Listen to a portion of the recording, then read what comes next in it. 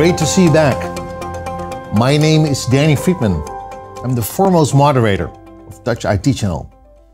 And today I'm delighted to speak with by far the leading organization for analysts and strategies in the world.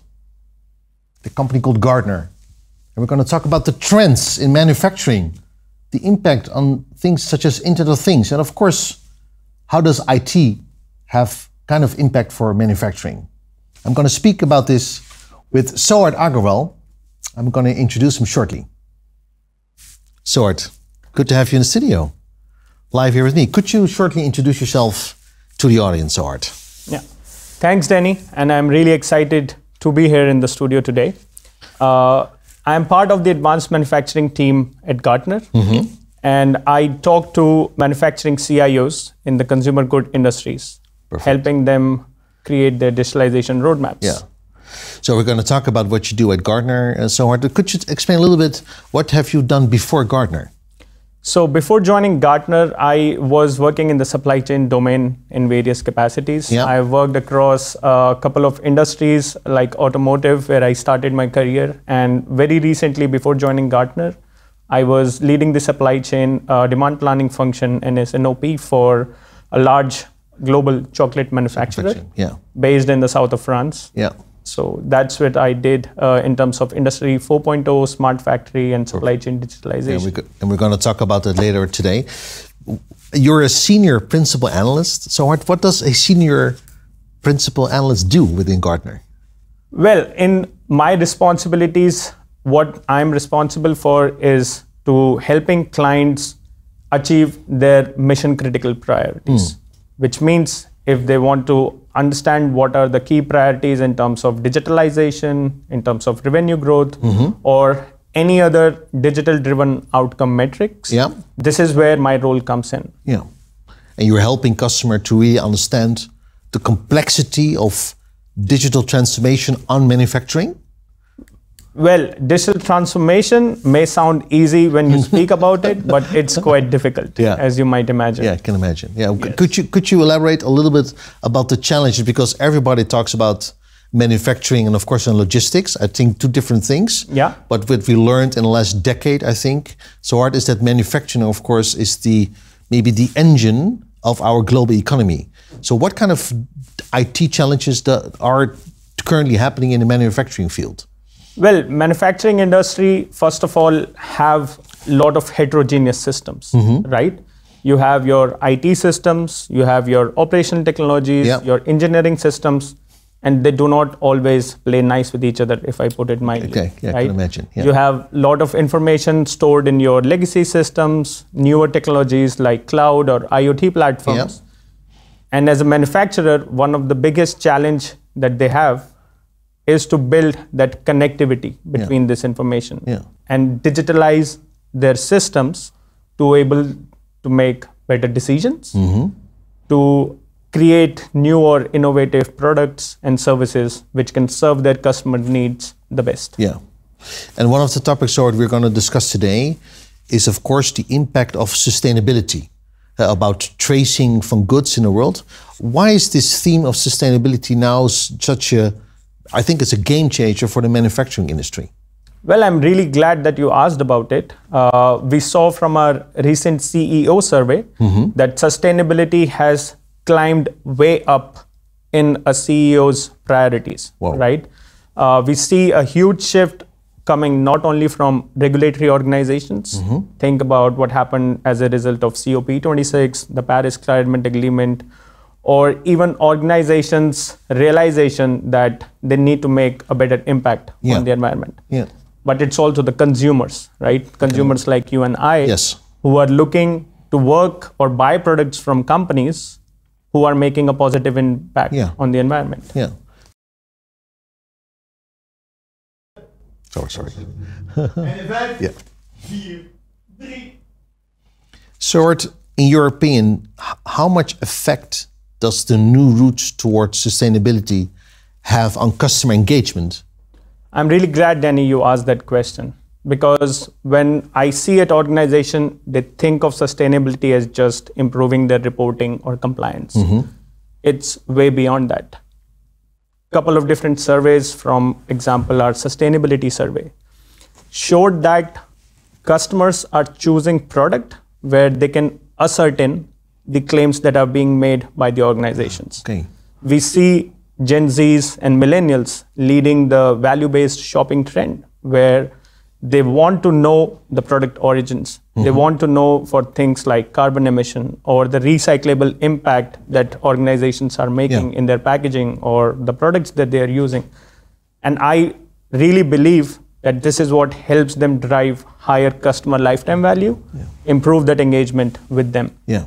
Do you believe, Sohard, that this is a game changer, that if organizations do not abide with this new route towards sustainability, they will lose grip on customer engagement? Of course. Sustainability helps organizations improve their competitiveness. We have seen time and again from successful organizations being able to drive really better use of their resources, innovate faster, and of course, do better in terms of their compliance and creating better targets as well. As well, yeah. One of the big themes which we also discussed during the Garden IT Expo in Barcelona, Sohard, of course, is the role of data. Yeah. And I want to talk to you about data, but also the relevance of data underlying your advice in your industry, manufacturing. How important is that, Sohard? Well, data is the new oil. Let me put it that way. Good you quote. need Good quote. data for everything. Be about innovation. It could be about setting the right business outcomes, or even thinking about how you can achieve those outcomes. So data, it's not just helping you understand how you're doing in terms of your business health, but it can also help drive your actions, how you achieve the outcomes. For example, revenue growth. It can help you achieve that. Yeah. Could you elaborate for us, Sohard, in your opinion, your professional opinion, how does a roadmap would look like to really implement a best of case or best of breed data strategy? That's a great question. And this is something we do get increasingly from our clients, trying to understand how they can create a data strategy. And my advice to them is always to start with a business outcome driven approach. Because often you will see different business functions can have overlapping or even conflicting KPIs, right? But business outcomes are something that unifies all those KPIs together. Yeah. Organizations should always start with that.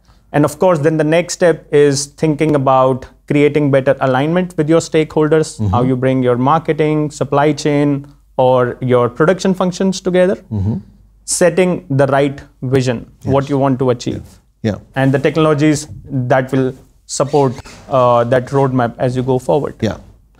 You are still relatively young, Sohard, but you've taken so much baggage with you towards Gartner. If you look back in your last roles, which you have taken it towards Gartner, do you see a change in how data has been used internally within other organizations in light of their strategy?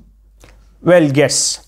There has definitely been a shift. About 10 years ago, when I started in a supply chain function, I think the focus within data was to think about how you're doing, not actually how you can go towards doing something better, right? Okay. So moving from just looking at bringing a common data strategy, for example, creating a dashboard or reporting, it is moving from there to driving better actions. And this is something I see in my previous role as well. For example, how you improve your demand forecasting, right? Yeah. Or how do you improve your cost to serve? I think everyone knows what happened with supply chain in the last 2 years. So using that data, really driving your outcomes, your strategy in terms of tools you use is becoming important. Now I can imagine, Sohard, that in light of everything, I think the evaluation of manufacturing, but also impact of IT, rules and regulations are also important from a EU perspective, from a country perspective. My question to you: what was the impact of rules and regulations in light of this changing route in manufacturing? How important has that been? Well, I think we have to take a step back to think about it, what has happened. Different organizations are impacted by, for example, the GDPR compliance rules that have come into the picture from the European Union. Also, they are creating newer business model. For example, manufacturers are going direct to consumer. They are gaining access to sensitive data that they did not have access before, which also means they have to be responsible in how you use that information. You have to think about what is the impact you want to create, right? And what is the most ethical way to use that data. And consumer trust and privacy, I think, is driving a lot of those changes towards a digital society. We are in a very different timing of the world, Sohard, with a changing energy crisis, with a war in Europe. What kind of obstacles do you see in light of the growth market of manufacturing? If you speak to your clients, do you see obstacles occurring for the next 3 to 5 years? Well, I think obstacles have always been there. The biggest obstacle that, in my opinion, I have seen is the cultural shift, right? Moving away from traditionally how you have done business towards thinking about what is possible, what your peers are doing, and how you can even innovate in that, right? It's not always about following. But apart from that, yes, I think the regulatory pressures are mounting. Organizations are thinking about how they treat their employees, how they treat their suppliers, and everyone who is included that in that value chain. So yes, I think those are the areas where organization needs to set better standards. So you're a very young, bright young man. This is, I think, you're the future we hope can bring to many other organizations. Do you see in light of the other fellows you see within Gartner that you have the same kind of breadth and width of colleagues that share that voice towards other customers? Absolutely. I think, if I'm being completely honest, in the last 1.5 years, things that I have learned being part of this team and of course the larger Gartner community, I think they have been quite revealing. You always think that what you have seen, this is how things work. But I was fortunate enough to work with my colleagues who are talking about managing sustainability initiatives, things like ESG, reporting. And of course, I have a colleague who writes on digital society as well, which has been quite enlightening. So they do share a similar voice as one Gartner. Is Gartner a great place to work for you? I really believe in that because I do see in my client engagements the kind of impact that I'm creating. And of course, the best way to know that is the feedback that you get from the clients that I work with, and of course your peers. And I love working at Gartner. It has been quite an exhilarating journey at sometimes with a lot of learnings and things, but I'm happy that I have been able to contribute back as well. So that has been quite a good experience for me. It was my pleasure having you here in the studio, Sohard. And I hope to see you some time back, maybe when you're a little bit older, sharing more knowledge on what you do. So it's been my honor to have you here, Sohard. Thanks a lot, Danny, and thanks a lot for giving me this opportunity. Absolutely, Sohard Aggarwall, Gartner, one of the leading companies regarding analysts and strategies. Of course, he spoke about manufacturing and the impact of IT, but also on data, because data is the new oil. And he believes that data, in the end, will define strategy of organizations. A great mind and a great company. Thank you for your time. I'll speak to you soon.